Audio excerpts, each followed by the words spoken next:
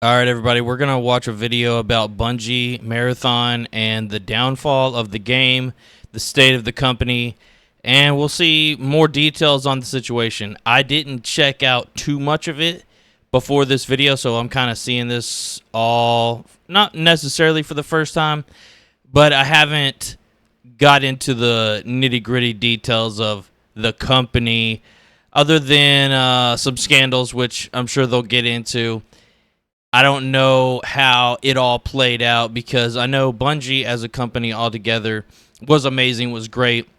We had Halo, and between the original developers and Microsoft, there was a huge falling out, and I know I'll cover another video about specifically Bungie's downfall, the actual details of it. This is not for that right now, but a lot of that will come out probably in this video. So let's go ahead and let's get started. Marathon, the upcoming shooter right. from Bungie, has been caught up in controversy that could kill the game before it even launches. A revolving door of leaders, waves of layoffs, and That's too lawsuits loud for you over guys. multiple cases of plagiarism. Probably good. Things right there. are looking grim for the creators of Halo and Destiny, and Oh, it's no. unclear if Bungie will even survive the year. But the problems aren't recent. They Man. started back in 2022 when Sony announced that they were planning to acquire Bungie for a staggering $3.7 billion. Sony? This was Oh, said to be one of the yes. largest acquisitions in gaming history and was going to help Bungie start seriously funding a project that had This is whenever they started purchasing or like getting the Destiny IP away from Microsoft and really starting to try and bring back Bungie. But I'm sure you see how that worked out. been in the works for a couple of years, a game called Marathon. Leading the charge on this ambitious new project was a man named Chris Barrett, someone who many believed to be the best possible fit for the job. Barrett had been with Bungie since 1999, working on their RTS Myth, the Man. Halo series, and Destiny 1 and 2. If there was anyone at the company who still had that old Bungie magic left in them, it was him. And fans buzzed with excitement about having an old school legend working on the game. To help realize his vision, Bungie underwent an enormous wave of hiring, bringing in new executives, industry veterans like Mark Yelverton from 343 Industries, here we and Jordan go. Patz, the game design director for Apex Legends Mobile, and, to top it all off, they hired Joe Ziegler. This is a huge issue right here. They hired somebody from 343, which is the company notorious for ruining Halo. They hired somebody from not only just Apex Legends, but Apex Legends Mobile.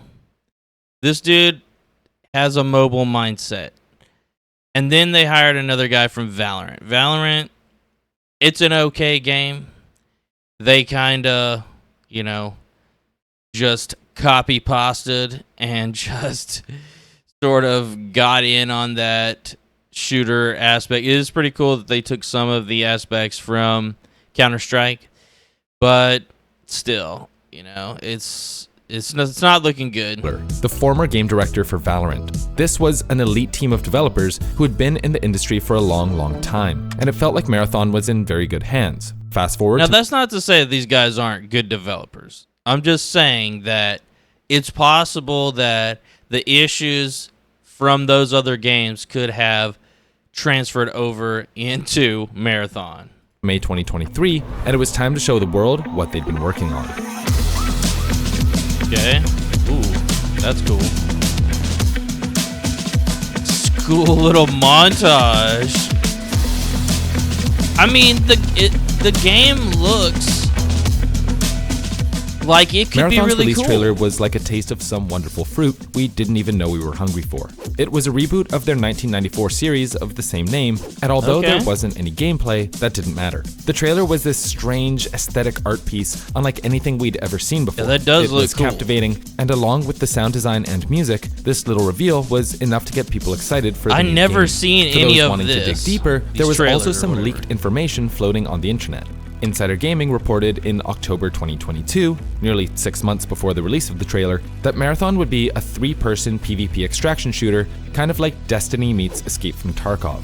Look, this is where obviously they went wrong, but Bungie needs to get away from. Now, I know Not all the original guys are there anymore. But what made Bungie? They need to look at what made them famous. Why do people say we love them? It is single player, story driven campaigns with people that look like this, these robots and cyberpunk looking stuff like that. Bring this back in a give us a campaign with us. You can still have your live service multiplayer attached to it. We've had multiplayer services attached to most games coming out, including Halo. But you're not gonna, obviously they're like, okay, this is, I believe they were gonna make people pay for this. We'll listen to the video, see if this is the one. I may be mixing up Marathon with some other failure that somebody was gonna make somebody pay $40. That might not be this one. We'll see. Still, this information passed under the radar for most of the mainstream media, and after putting out the release trailer, the Marathon team went dark for several months, intending to focus on getting the game into a playable state before giving the world their next taste of the game. Unfortunately, while they were off the grid, things at Bungie started to go sideways, completely derailing the game's development. The first hit came on October 30th, 2023, when Bungie CEO Pete Parsons announced that Bungie would be laying off 100 Pete Parsons. We will go over him in more detail some other time, unless they do it in this video. But I can tell you for like 100% certainty, this guy is the major reason for Bungie's downfall. He crawled his way up into the CEO position, but he was ruining things way before that, when he was just like the marketing guy.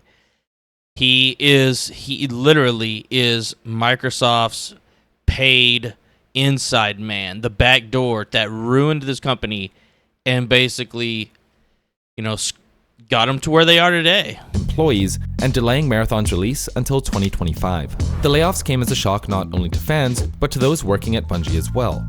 Part of Bungie's acquisition by Sony was $1.2 billion being set aside specifically for employee retention, a literal slush fund to avoid laying people off. However, according to Parsons, Destiny 2 wasn't performing as well as it needed to, and cuts had to be made. Things got worse less than a year later, on July 30th, 2024, when Parsons announced a second round of layoffs that would get rid of 220 employees and transfer 155 to Sony. Amid these two waves of layoffs, several Bungie veterans were let go, including Michael Salvatore, Luke Smith, and Mark Noseworth. Wonder who they got replaced with. Things were not going smoothly behind the scenes, and questions swirled about how Marathon might be affected. Bungie didn't announce any major delays or cuts to the development team, so people assumed things were still on track. But there was one thing that almost everyone missed: a tweet from Joe Ziegler on March 19th, 2024, where he quietly mentioned that he had been Marathon's game director for the past 9 months. For the small few who saw this tweet, the information came as a shock, because there was no information out there about Chris Barrett leaving his position. Bungie didn't put out a statement, Barrett didn't say anything. Was he laid off? Did he leave of his own accord? How could a gone. game director just disappear without anyone noticing? It wasn't until August 28th, 2024 trouble. that the news finally broke. Chris Barrett had been fired. Employees were initially told he was on sabbatical, but how did I guess? It said misconduct. If this is right, if my suspicions are right, we're about to see something not good in the next few minutes. Quickly discovered that all his company accounts had been disabled. Something much more serious must have happened. Slowly but surely, the truth came out. Numerous female employees had levied misconduct allegations against him, claiming that he'd text them drunk, make sexual comments, and tons of other things you shouldn't do in the workplace. In response, Chris Barrett claimed that these allegations were completely false and that he behaved with, quote, integrity, and Chris Barrett even tried to sue Bungie, claiming that he was let go so the company could avoid paying him more than $40 million he was owed. If this was an actual, set up job, and they not only didn't have to pay this guy $40-something million, but they got girls to accuse him of doing some bad stuff. Dude, that's bad. And that's like, that's the type of stuff you see on TV, millionaires just calling out hits on people. Bungie's history of making separation deals with key employees, this wasn't that far out of the question. Look at that, that's and many old content school creators right rallied there. behind Barrett, giving him the benefit of the doubt. However, all doubt would be silenced on February 19th, 2025, when Sony released a 128-page document outlining every text, message, and misdeed Barrett perpetrated during his time at the company. Turns out, he did not act with integrity. There were screenshots of drunk messages where he'd ramble about his here sex it life, is. frustration that employees working for him had boyfriends, and even asking them to play truth or dare with him. A 40-year-old man asking to play truth or dare over text. Gross. The things listed in this document are so cringeworthy, I literally cannot bring myself. Oh my god. Later in the conversation, when victim 3 told Barrett she was busy, Barrett stated, "I want your attention. So annoying." This dude's trash. To So repeat them. So he got what he let's let deserved. other people do it for us. What do you think is your best and worst feature physically? He later told her in a text message she was hot. You are the holy grail. Hope you find a person worthy of your attention and qualified it with. I'm not hitting on you. I hope your boyfriend doesn't mind I text you a lot. And I just worry. Oh my god. You want to be worshipped, I think. Why are you against that actually happening? This whole situation sparked conversations about the studio's broader workplace culture. There was a 2021 IGN report on Bungie's HR failures that seemed like it should have been taken more seriously at the time of its publishing, but regardless, Marathon underwent an incredibly sudden change in leadership during a crucial point in its development. It may Joe have Ziegler, been good. who was by many metrics an It may excellent have. candidate to replace Barrett, only had a few months to get the game into a workable state, and was doing so while nearly 1/5 of the company was either being transferred to new departments or going to outright laid jail. off. To his credit, the Marathon team managed to hold it together pretty well, but their efforts simply weren't enough, and everything was about to go downhill. In early April, Bungie put out an ARG game for their fans. ARG stands for Augmented Reality Game, and in this case it was a series of clues posted on social media for people to try and figure out. The end of the ARG was a save the date for a pair of trailers, which were set to release on April 12th. The first was a cinematic trailer, which had that breathtakingly beautiful Marathon aesthetic and really drummed up hype for the game. The second was a gameplay trailer, and unfortunately for Kinda looks Bungie, like Destiny, this one you know? didn't hit the mark.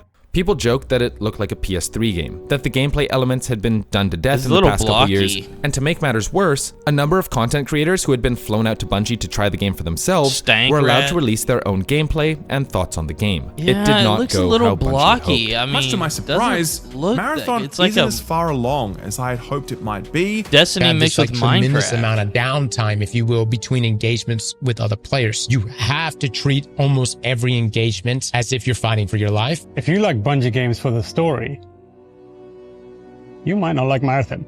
I could see the vision that they have, and I desperately hope that it does well. Still, Bungie had a closed alpha set to go live on April 23rd, and maybe fans would have a better time with the game than the content creators did. They did not. Ultimately, I feel that Bungie really missed the mark just overall when it came to this alpha. I was really hoping I would be wrong about this game being boring, but I literally cannot describe it in any other way. There's a lot of good things here, but also a lot of not so good. The word I would use to describe this game is okay. For me personally, it's a tough game to see me investing in. Everything about this game screams very mediocre and just kind of like does. middle It looks of the weird. road. Okay. And in fact, at a basic level, I don't even think it's necessarily a good extraction shooter by default.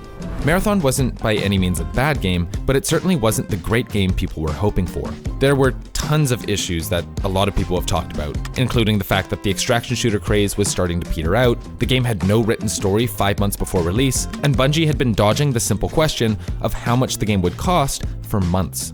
It seemed like the only thing the game had going for it was that it still looked pretty good. Games like right? this should be Art director free. Joe Cross had done an incredible job creating Unless the art there style are he zero describes as graphic microtransactions, realism, and I mean inspired by zero. games like Mirror's Edge, films like Ghost in the Shell and Aeon Flux, and even F1 and MotoGP. It was clear that Bungie pulled art inspiration from tons of different sources.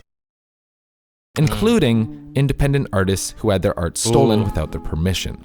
This is where things get really bad. Here's the On drop. May 15th, 2025, artist Fern Hook, known online as Anti-Real, dropped a bombshell on social media. She posted side-by-side comparisons of assets in Marathon next to Wow. Dark space. Oh my goodness.